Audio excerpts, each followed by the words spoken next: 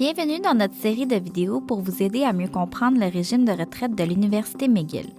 Cette vidéo vous fournit un aperçu des différents types de régimes de retraite disponibles, de la structure du régime de retraite de l'Université McGill ou RRUM et du fonctionnement de la partie du régime à laquelle vous participez. Il existe deux principaux types de régimes de retraite, dont les régimes à cotisation déterminée et les régimes à prestations déterminées. Dans un régime à cotisation déterminée, vous et l'employeur versez régulièrement des cotisations. Les sommes correspondantes sont investies et fructifient au fil du temps. Le montant que vous recevrez à la retraite dépend des sommes investies et du rendement des placements. Dans un régime à prestations déterminées, le montant que vous recevrez dépend d'une formule prenant en compte le nombre d'années de service et le salaire. Enfin, il existe des régimes dits hybrides qui combinent des éléments des deux régimes que nous venons d'évoquer. Le régime de retraite de l'Université McGill est un régime unique qui comporte deux parties. La partie A, qui est un régime dit hybride, et la partie B, qui est un régime à cotisation déterminée.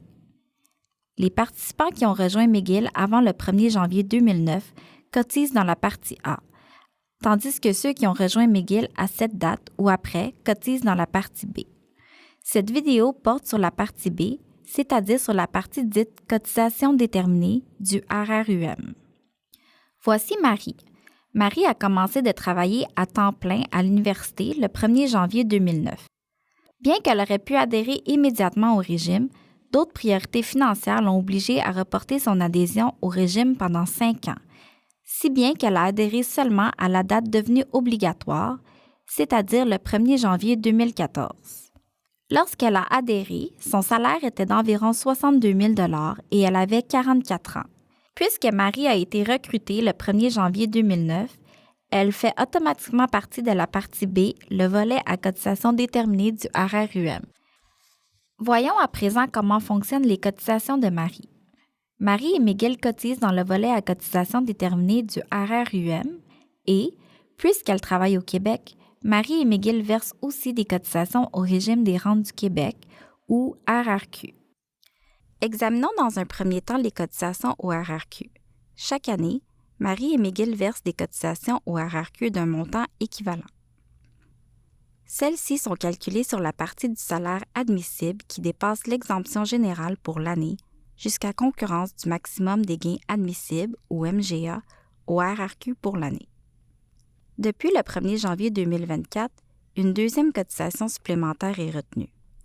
Celle-ci est calculée sur la partie du salaire admissible qui dépasse le maximum des gains admissibles au RRQ pour l'année, jusqu'à concurrence du maximum supplémentaire des gains admissibles au RRQ pour l'année.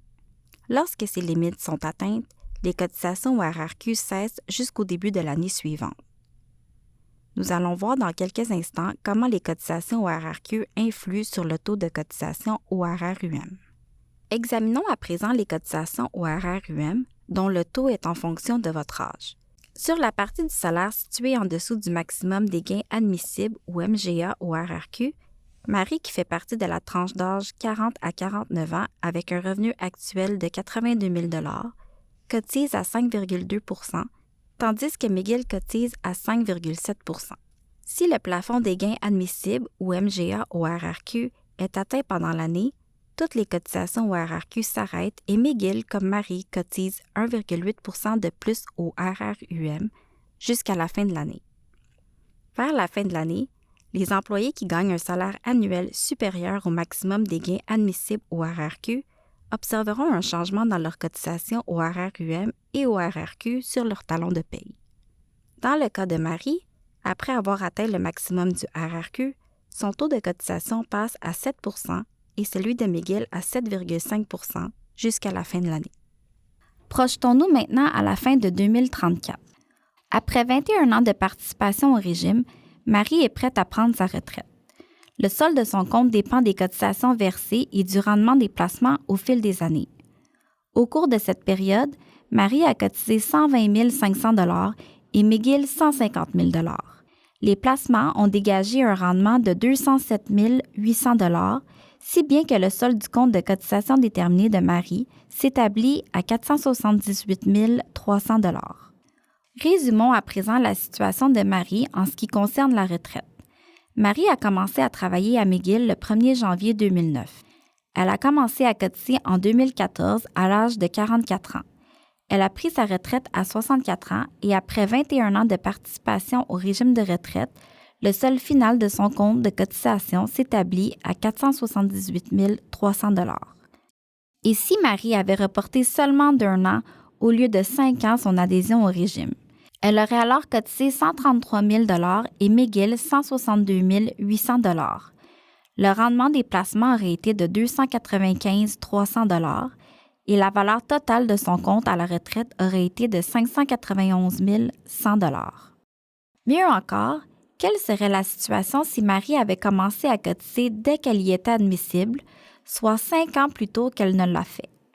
Les 5 années de cotisation supplémentaires et les taux de rendement des placements lui auraient permis de cotiser 135 000 $ de plus et McGill 164 600 $ de plus et d'obtenir un rendement de 311 800 $ pour une valeur totale de son compte à la retraite de 611 400 $.